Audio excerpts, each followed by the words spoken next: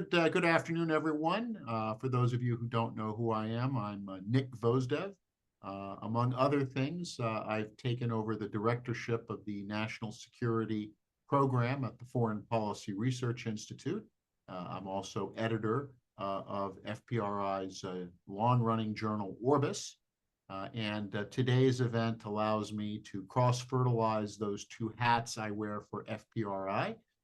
Because we will be using an article which appeared in the spring issue of Orbis as the basis for our conversation today.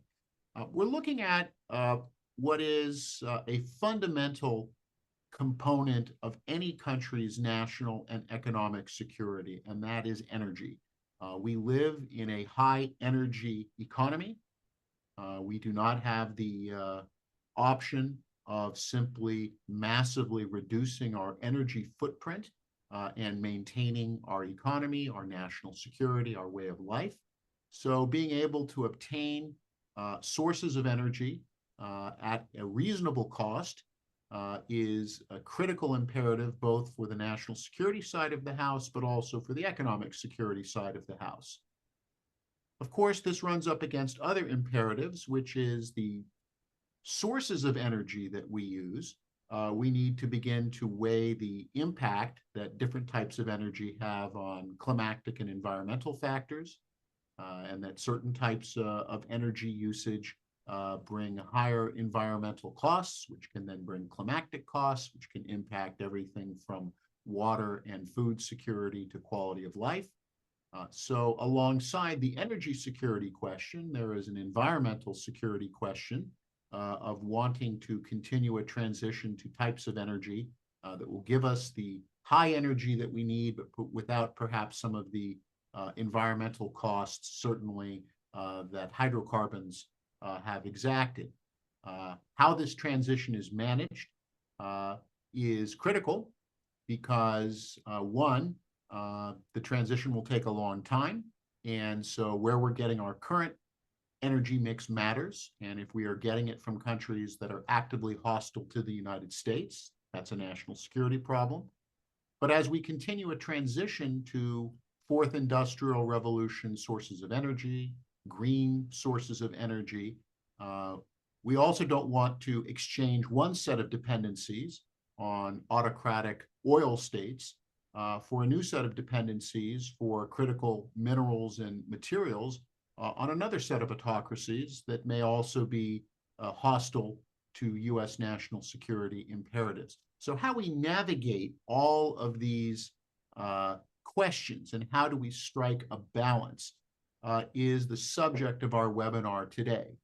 In the spring issue of Orbis, Doug Ollivant, who will be our presenter today, wanted to lay out a framework, a beginning of a conversation on how do we navigate the geopolitical and geoeconomic imperatives of the energy question, both in terms of hydrocarbon use today, green energy tomorrow. And based upon that article, we are convening this webinar today to continue that discussion. For those of you who may not be familiar with Doug, he is a senior fellow in our FPRI's Middle East program and the managing partner of Mantid International LLC, which is a global strategic consulting firm, and it focuses on questions of compliance and anti-corruption. Certainly corruption is also an issue in the energy sector as well.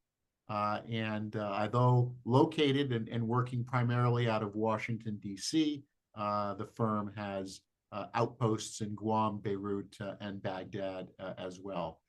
Doug, let me turn the floor over to you to continue to lay out this picture for us.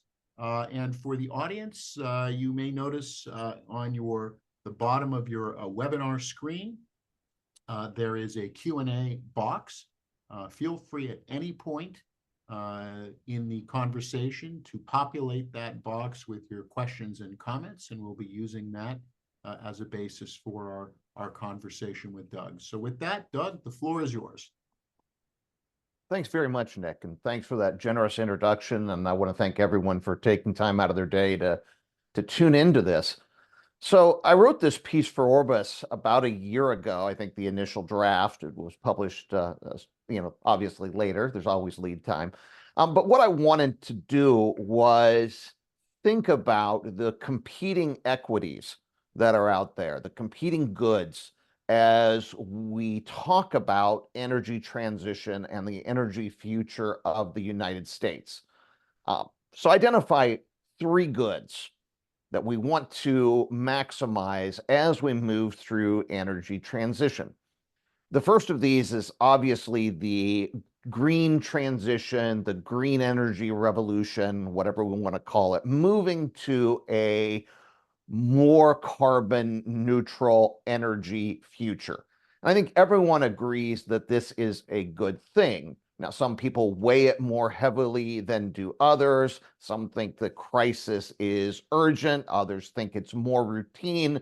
But regardless of where you are on that spectrum, I think we all tend to agree that moving to a greener energy future is a good thing that we want to maximize. But then this has to be balanced against some other goods. The second good that I identify is just having energy in the first place. We don't want to transition ourselves in a way that we create vulnerabilities in our energy picture, whether that is some kind of crash of the grid, like we saw in Texas some years ago, where you actually don't have energy for days at a time, whether that's the inability to get fuel of whatever kind, whatever that is, gasoline, diesel, or plugging in your electric vehicle at the pump or the metaphorical pump, charging station for your electrical vehicle. We need to have that energy, and we don't want to move into a place where we're either dealing with brownouts or there's not enough power out there for the generation we want to do, for the data centers, for the electrical vehicles that are both putting fairly substantial new demands onto our grid. We need to, or just not having an electric vehicle charging station available for you, or having ridiculously long lines for them. So you have to, it is not difficult to picture a situation in which the lines at the charging stations resemble those of the energy crisis of 1973, which I'm just old enough to remember being bewildered about. So having sufficient energy in our future is also a good that we need to maximize. We don't want to execute the green transition in a way that it deprives us of the energy that we've been accustomed to. Either that, or we need to really reconfigure the way we think about energy so that our energy consumption is significantly less. But it's very difficult to picture how that might happen. And then the final good, as Nick alluded to, is we don't want to create strategic dependencies on hostile states. It is a regrettable fact of geology that most oil deposits are found inside the boundaries of authoritarian states, with the notable exception of the United States itself and a little contribution from Norway.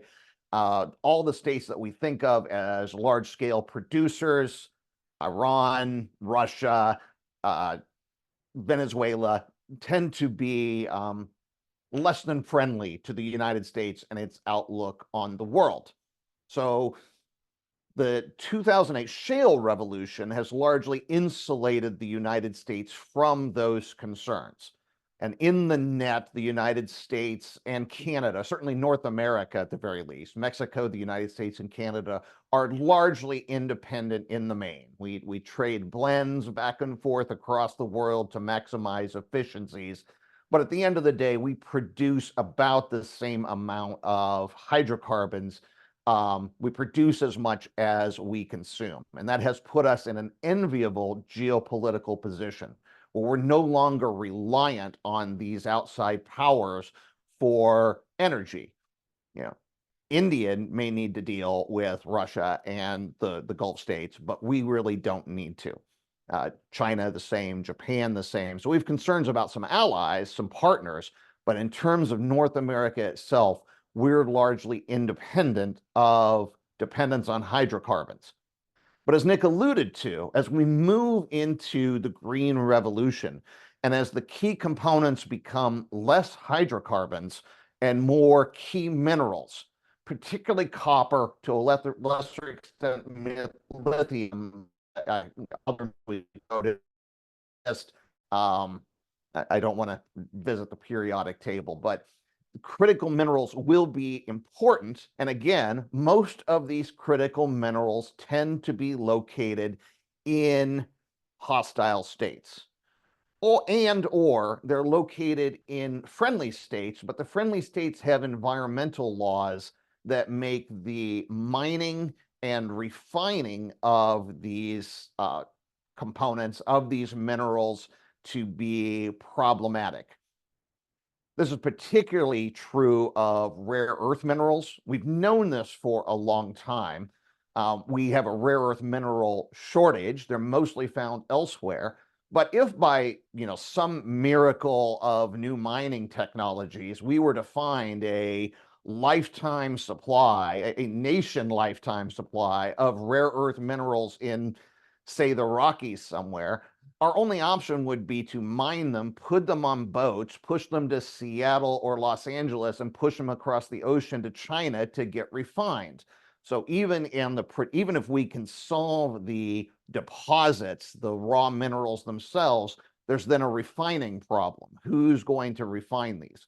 So both in terms of the minerals themselves and largely in terms of refining, particularly for rare earths, but even for the coppers and the lithiums, we are creating strategic dependencies as we migrate more and more of our energy to these green technologies.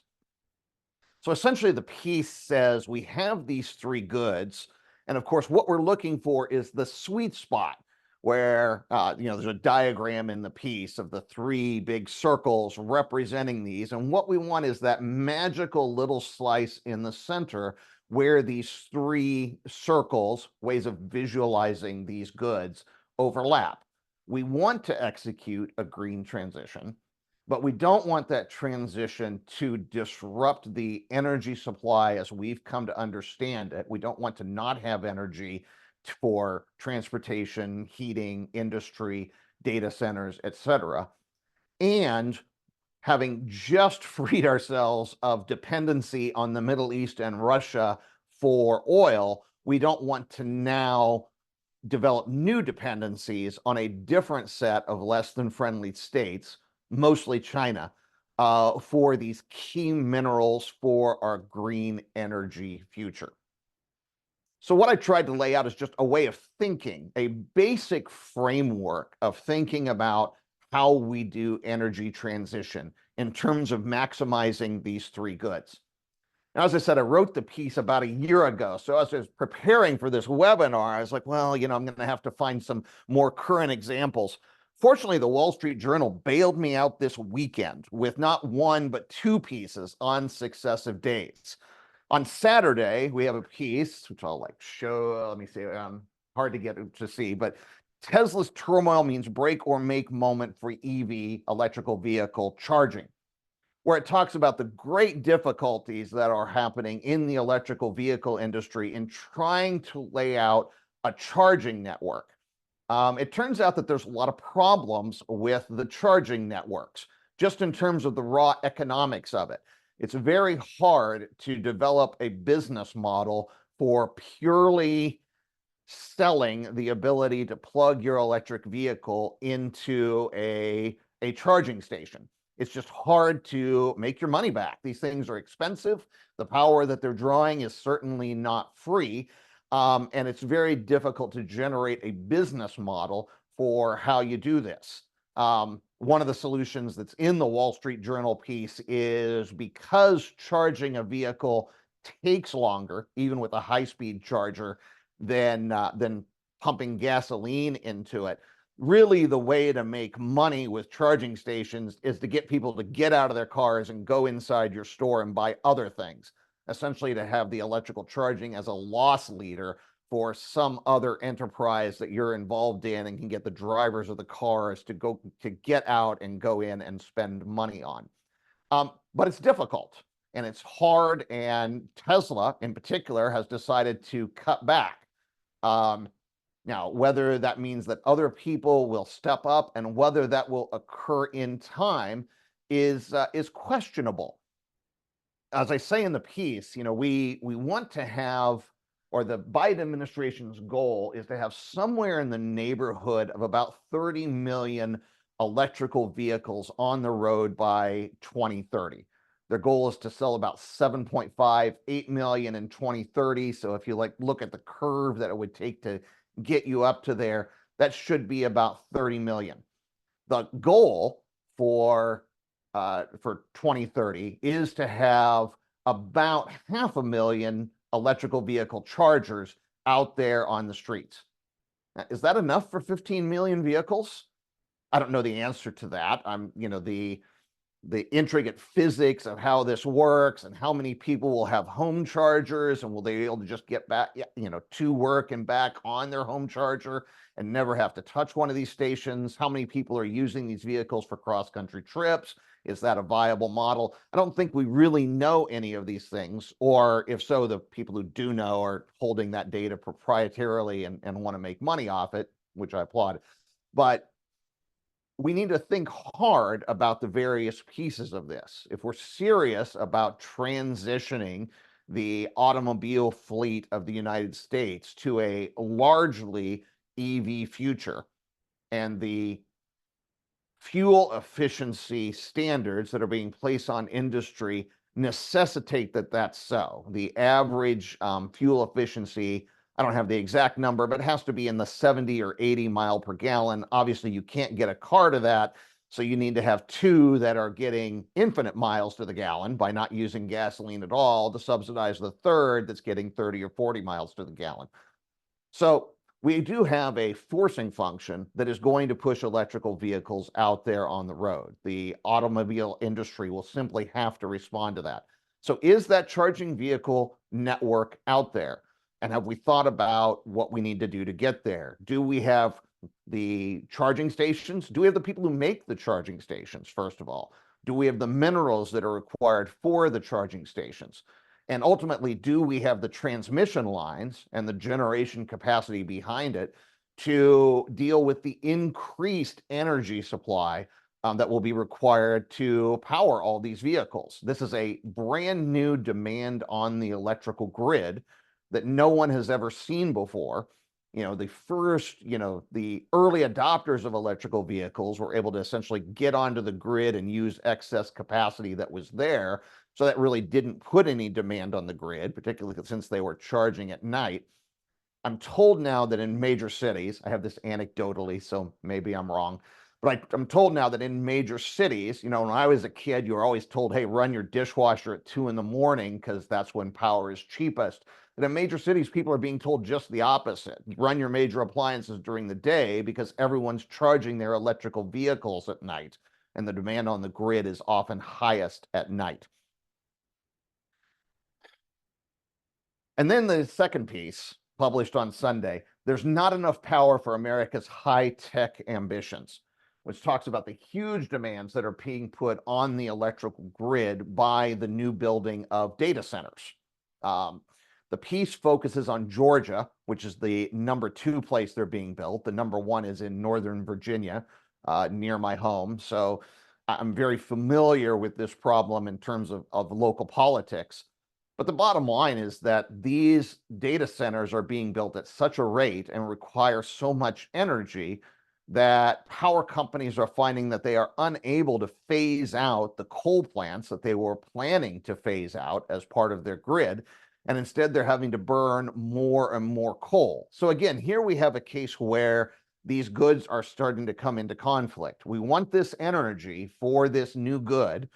Let's pretend that the demands put on data center by AI and social media usage and so on are a good thing. You can debate that, but let's just say that's a good thing. But we have to have this new power to generate it, and it turns out we can't bring environmentally safe green technologies out onto the grid at scale quickly enough to power these new demands. And again, this is before the electrical vehicles come onto line and start making more demands of the grid.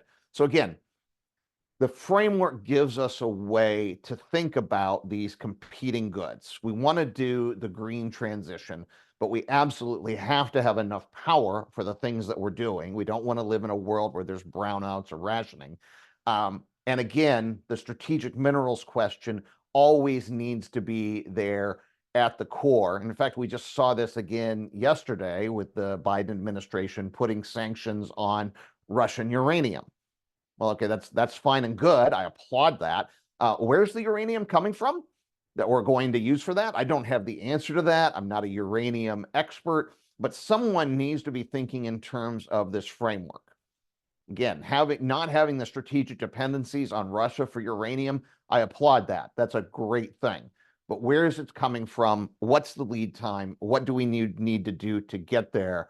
We need to be thinking about these three goods in conjunction. So at the end of my piece, I say, look, we need to do, like, there are four clear things we need to be doing, four basic steps. First, we need to agree that this dilemma exists. We need to agree that there are these three competing goods that need to be balanced, and we need to be watching and measuring all three of them simultaneously. And yes, there will be, fanatics on either side. There will be people who think this green energy thing is nonsense and we should just keep drilling for more oil. And conversely, there will be those who think we just need to stop drilling for oil now and, hang the consequences of what that means for the energy grid. But rational, responsible policymakers are going to need to balance these three goods in important ways. So and then secondly, the depth of the problem needs to be realized. These are serious matters. They're going to keep popping up in new ways. And to date, I think we can safely say that the energy transition has been approached by market failures, irrational exuberance, underinvestment, deliberate blindness, and Pollyannish thinking, as I say in the piece. I think that is safe to say that is the way that we have approached energy transition. And we need a much more responsible approach on the part of both government and its partnership with private industry that's going to be the one executing this. So third, the transition needs to be laid out. What are the milestones that need to happen if we're going to have X number of electrical vehicles on the road by 2030, and we're essentially going to mandate that? Well, let's have the milestones for that. How many chargers do we need to have on the road? Are we on track for that? Do we have the electrical grid behind it? Do we have the transmission lines to get the power to these things? We need to be thinking very responsibly about the steps that are required for this transition, because there are multiple points of failure all along this road. And then finally, the way that we execute the energy transition should neither exacerbate current dependencies or generate new ones. We do not want to be dependent on foreign adversaries, particularly as tensions heat up around the world with all our major competitors. We do not want to be generating new dependencies on these states with which we have serious issues and with which our relations are very, very tense. So I'll end there, and we can talk about it, Nick. That's great. And as you were laying out some of these points, and as the questions are coming in, and particularly the first one from David Gifford, I think really hits on this question of we need electricity, we need power, we don't want to increase emissions. And so he asks, can you address how nuclear power, both large-scale reactors and small modular reactors, fit into this picture?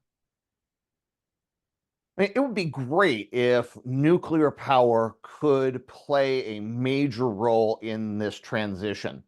But as I say in the piece, given the lead time to either greenfield a new reactor or to refurbish one that has been shut down, and I'm seeing more and more conversations about perhaps refurbishing generators that have been shut down.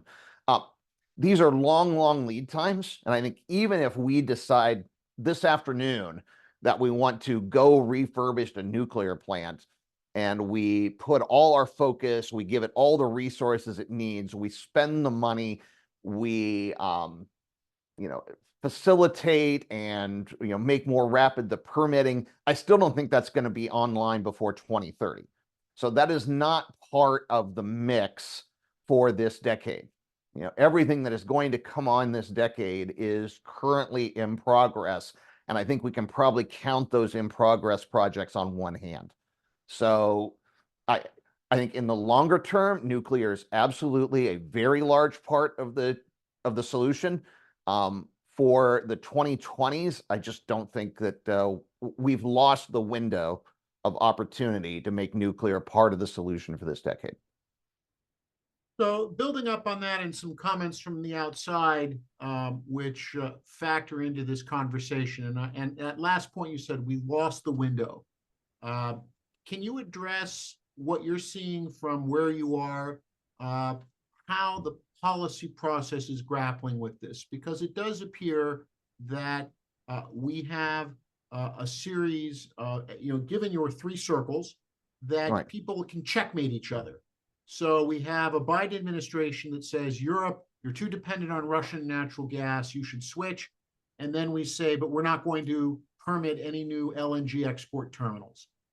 We say we want a green transition, we want strategic minerals, and then as Morgan Bazilian at the Payne Institute out in Colorado has noted, we have increased the permitting time for mines, we have increased the permitting time and restrictions for refining, so that investors will say it's much easier to go outside the United States, either to go to these autocratic countries or to go to unstable parts of the world because you can access the resources. Can you get a sense of, is there any forcing function within the government? Is it coming from the national security side? Is it coming from the economic security side, which will say, fine, we have all, as you said, all of these goods. We have all of these imperatives.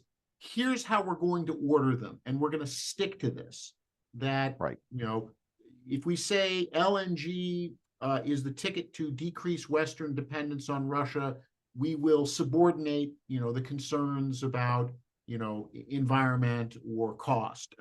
Are you seeing, and particularly since you wrote this piece, are you seeing any move towards, and I don't want to use a term of a czar or a coordinator, but some kind of function, forcing function that says we can checkmate ourselves all day long till the cows come home.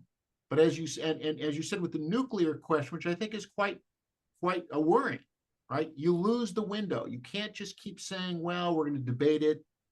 You have an issue, I have an issue. Are you seeing that that the energy security nexus, or the energy security environmental nexus that you laid out, that there is a process by which we're going to start forcing policy choices to be made?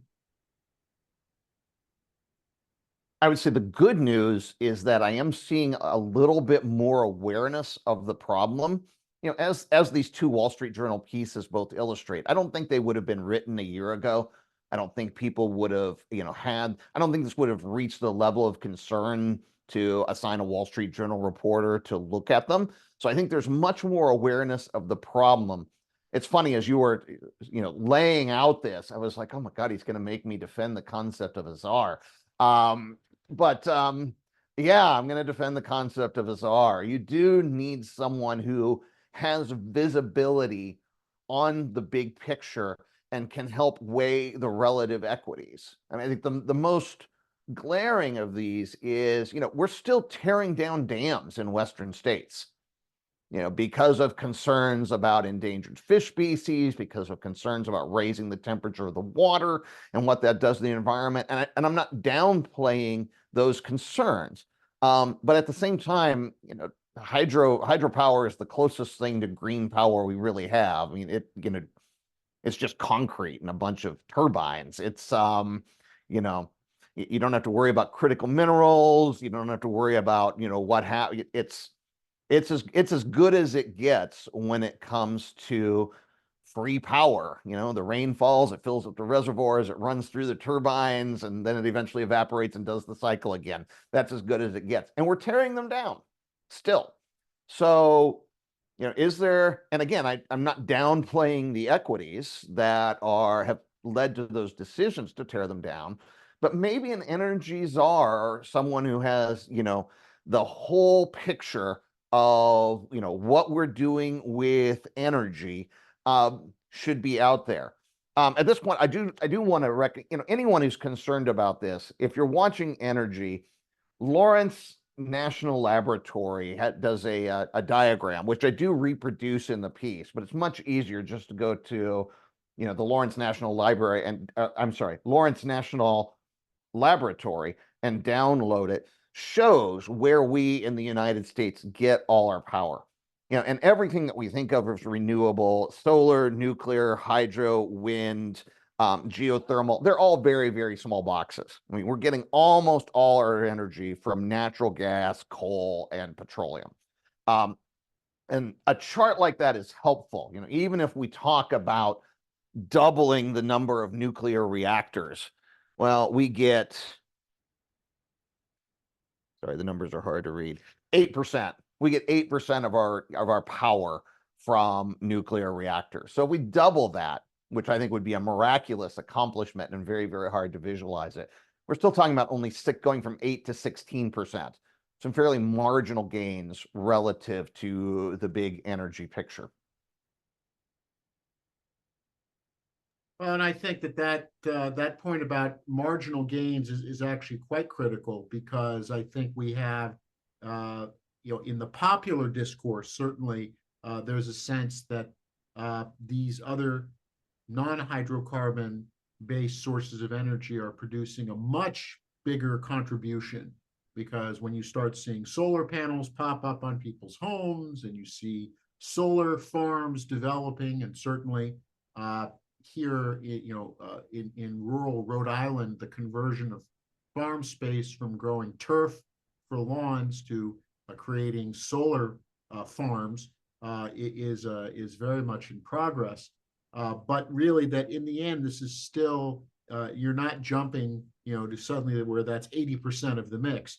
But given the solar question, we have a question that's come in from Luca Battaglini, who asks, the Biden administration has just raised tariffs on EVs, solar panels, and other products from China. Isn't this going to slow down even further the energy transition? And any commentary you have on that? And again, I think because this is one of these issues where you could see the climate energy side of the House in the Biden administration advising against this, the national security side of the House very much advocating for it, and then the trade people, particularly foreign policy for the benefit of the middle class advocates within the National Security Council arguing for tariffs on China on solar panels and EVs. So any thoughts that you have on this recent decision by the administration?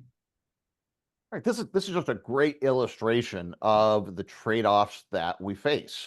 The stubborn fact is that I'll bracket EVs. Let's just talk about solar panels for the minute.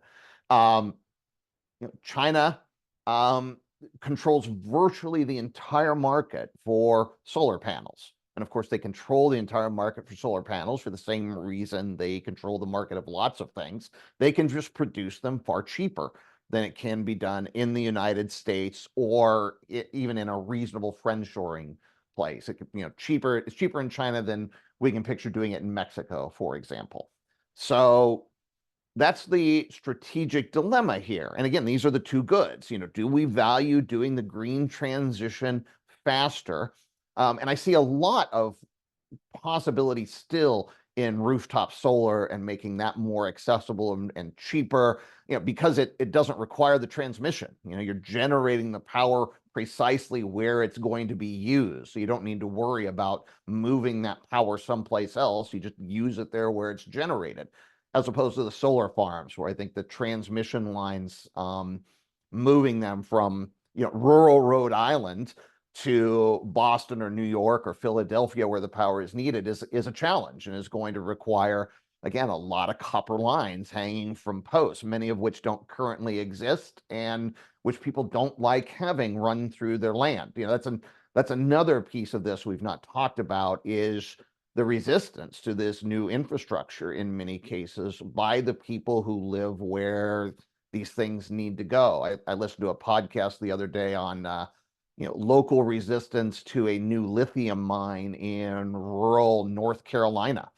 And the residents don't want a big, huge lithium strip mine in the middle of their scenic farmland, and it's hard not to sympathize with them on that. On the other hand, you need lithium. So what to do? But back to China and the panels, this does illustrate exactly the trade-off. Do we want to do the green transition faster? And let's be candid. Using cheaper panels from China will make it go faster. Full stop. Or do we want to put tariffs on this, make that go slower, but as a consequence of that, generate our own capability to make the solar panels here, or have them brought from friendlier countries on which we don't mind the dependency. We don't mind dependencies on other free, like-minded nations. That's fine. If they come from Norway, if they come from Mexico, if they come from Japan, great, no problem.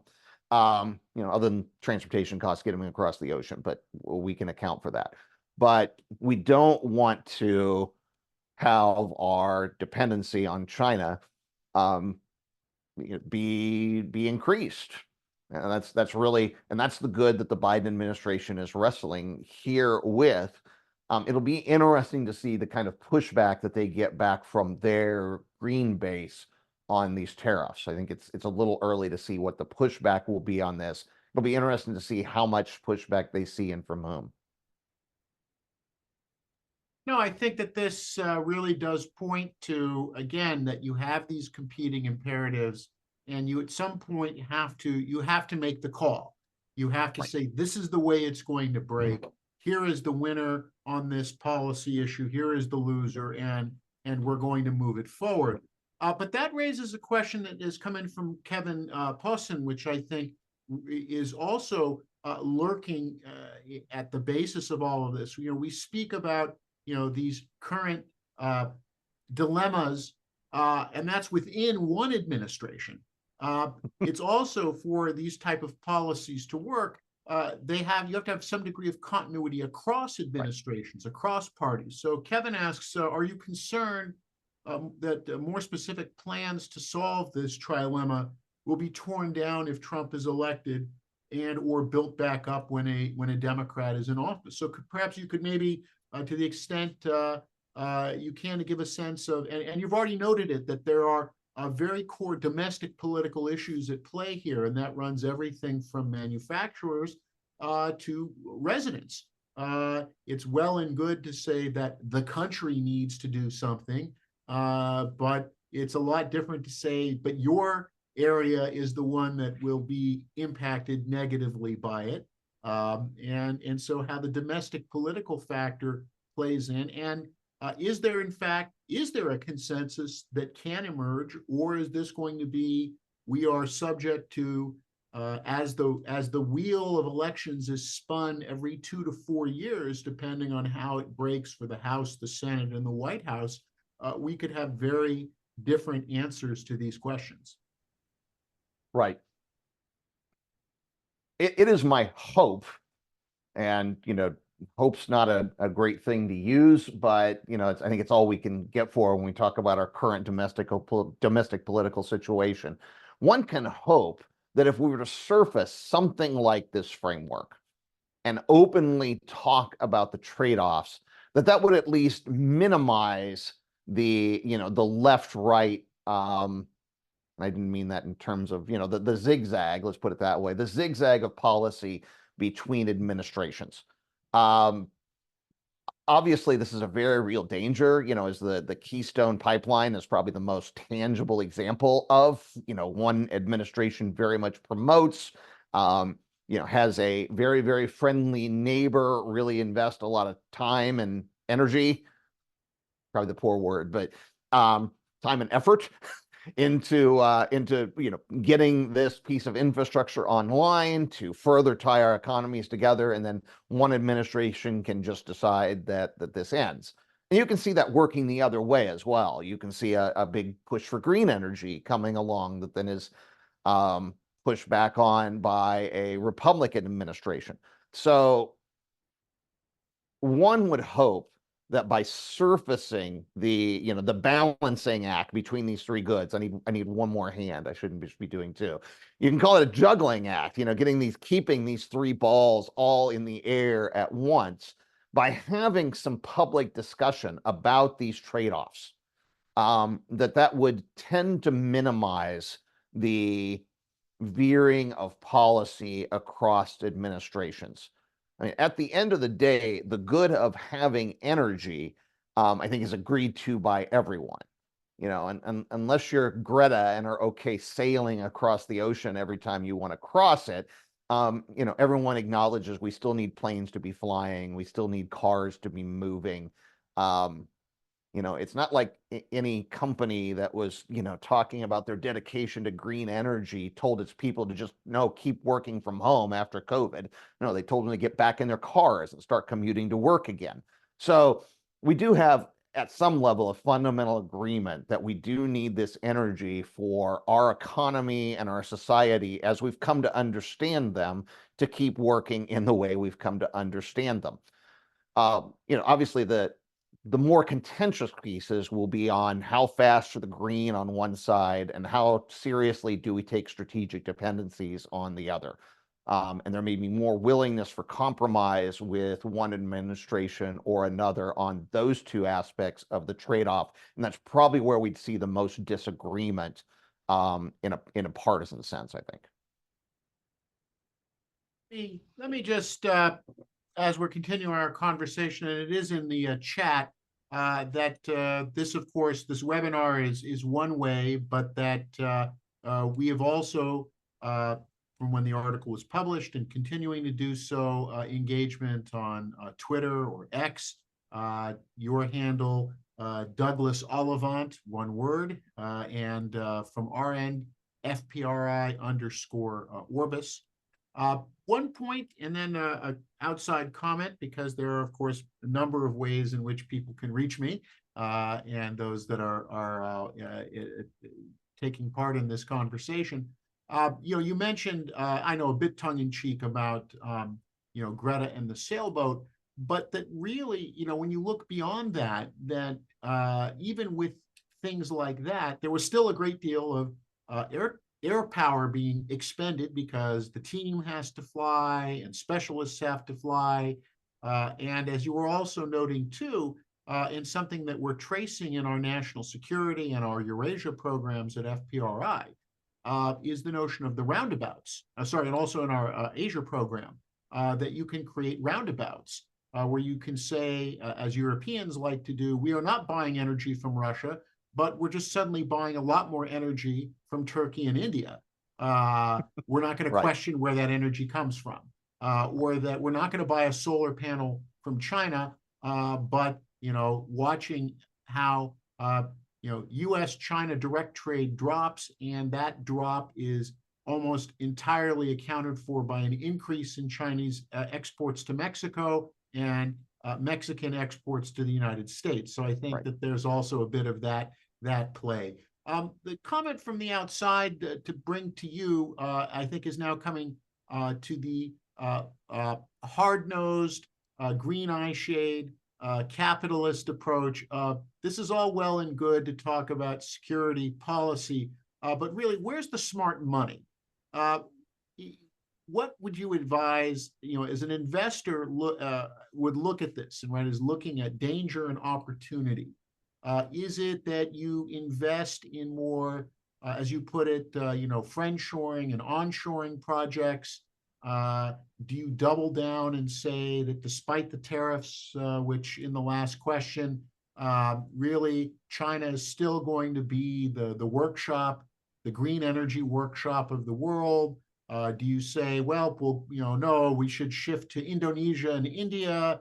Do you say, we see, invest more in chargers? I mean, I think we've spent a good part of our conversation really sort of geared towards the national security side of the house. But as we kind of finish in our last quarter hour, to maybe direct it to the business side, to the private sector side, to the investor side, where do you see your three overlapping circles? Where do you see people putting their money and seeing value?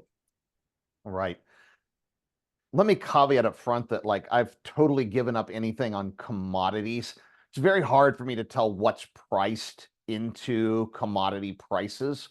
The fact that there's going to be a lot more transmission lines required is a known, certainly by those who specialize in copper. How much of that is already built into the price? I'm very unclear on, and it's really hard to, I mean, I do follow copper pretty closely, and it's still incredibly difficult to figure out just how much of this anticipated increased demand is already priced in.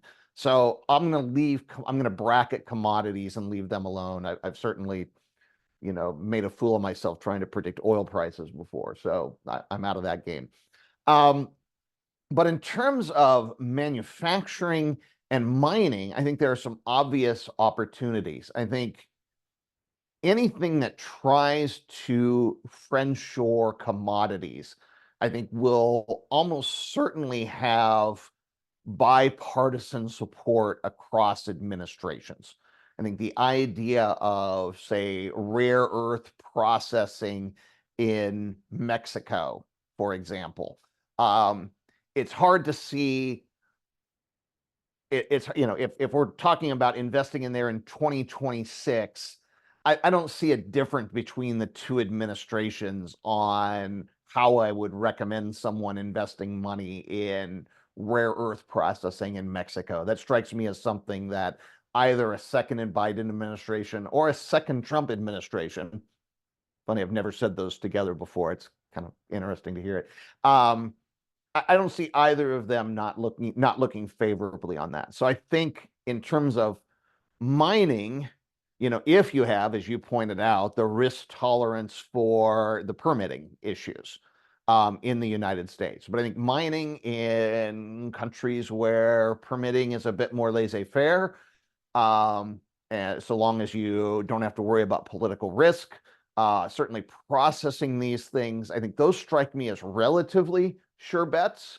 And then, in terms of manufacturing the vehicle charger fleet, there may be some issues in who emerges on top, but as long as you have adapters for the various cars, I don't think that's going to matter. It doesn't strike me that's going to matter if the charger is made by Tesla or BMW, as long as the adapter works fine.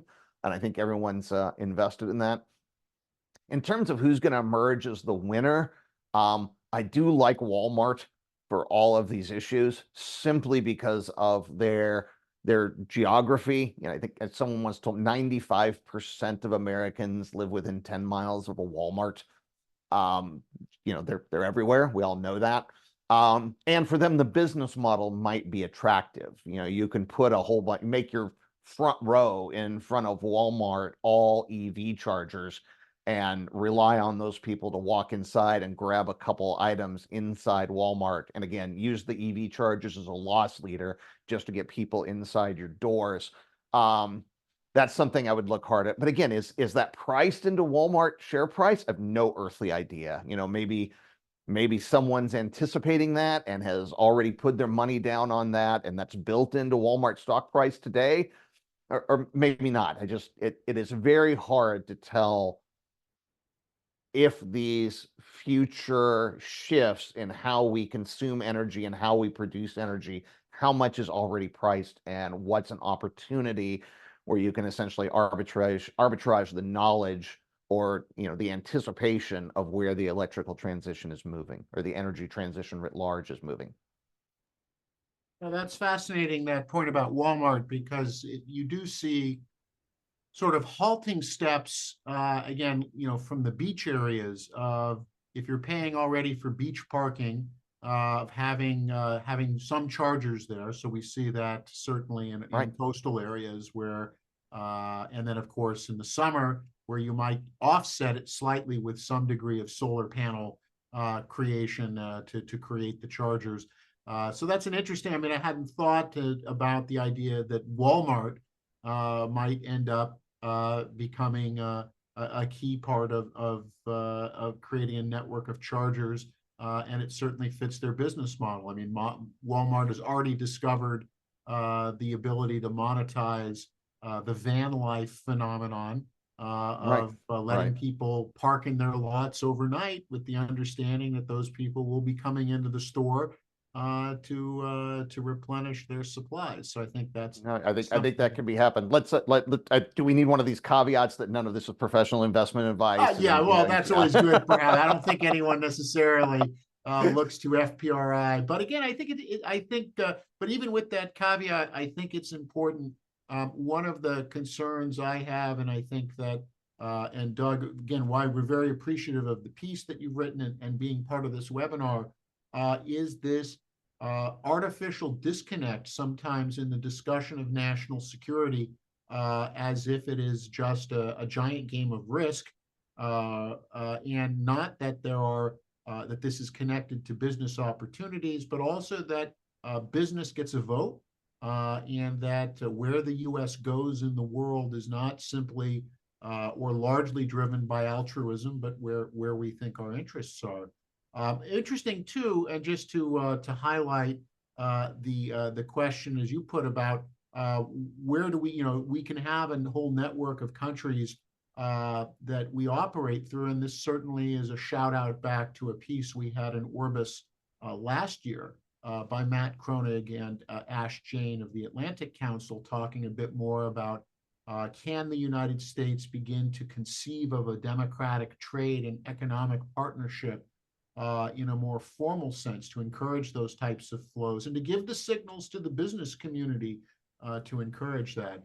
I think this last comment that has come in is one that we'll use to close out our discussion for today, and that is the question of a fourth competing good.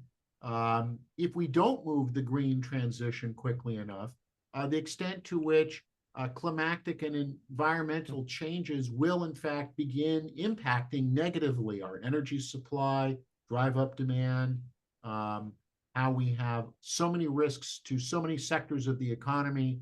Temperatures go up. We've had some earlier discussions in FPRI about the trilemma, a different trilemma, the food and water dimensions and the like. And so closing out on this, we don't, we're looking at the economic and geopolitical fallout of escalating climate change. So how do we factor that into the equation in evaluating the speed and of the green transition? And I think this, getting back to your point earlier about it's on the radar, which is good. What are the next steps? Do you think that this will accelerate as a driving force, as an organizing principle for U.S. policy, again, because it touches environment and climate, national security, and economics, with that sweet spot in the middle of those three circles? So we're at the discussion phase. What do you see as this picking up speed and becoming really the motor, the central organizing principle, perhaps, for really omni policy, something that is not strictly domestic or foreign policy, but which really covers all of this? So why don't we make that the last question and use your answer to and then from that to wrap up our very informative and enlightening conversation. Yeah, that's a great question. I would have to think about whether I think that's a fourth good or whether I think that's just inherent in the green transition. I mean, ultimately, that's why we want to do the green transition, is so we don't see these negative consequences. But the questioner brings up a really good point about when does this start moving from something that just climate activists care about on kind of an altruistic level, and it start being a dollars and cents phenomenon, when it starts becoming, hey, insurance costs are just going out of control, or trying to think of other, the energy costs in summer are simply more, the air conditioning bills in summer are simply more, we're now having to put air conditioners, refurbish houses in Maine with air conditioners. One can see that. I would still say that that's, that's the first good, the green transition, but one can see obviously if economic costs start building as a result of climate change, then that circle we can see getting bigger or more intense, or whatever your favored alteration of the metaphor is. We can see that circle becoming more important and more weighted in these decisions as we try to balance these three goods. And certainly, yeah, I don't think I have trouble thinking of an example of significant economic costs that are currently being incurred. But as we start moving into a world in which those are being incurred, hard economic costs, not, not, paying a carbon tax or something, but hard economic costs are incurred, we can see that changing the calculus and changing how we weight those three goods. And that's I that's how I would visualize the actual occurrence of climate change. Is it simply giving more weight and more urgency to how we think about the good of the green transition? Doug, thank you very much. This has been within just under 60 minutes, a very wide-ranging and in-depth conversation. To our audience, if you've seen it in the chat, we certainly at FPRI value your feedback. If these are the types of events and the topics you think we should be covering more of, please do give us your feedback. We do appreciate it. As I said earlier, this conversation doesn't simply end because we've reached the top of the hour. It can continue. Please, for those of you that are on social media, can continue this, and we can continue this, the follow-ups, and really, I think, Doug, really laying out what is going to happen over the next several years with these three goods, these three imperatives. You've really given us a insight into the trade-offs, the priorities, the dynamics, the costs and the risks. And I hope that this is going to inform not only on the policy side and the business side, but just for the general public as well to be aware of what's at stake. So with that, thank you all again for attending this webinar, and we look forward to seeing you at another event at FPRI, whether online or in person. So bid everyone a wonderful afternoon and see you soon. Thank you.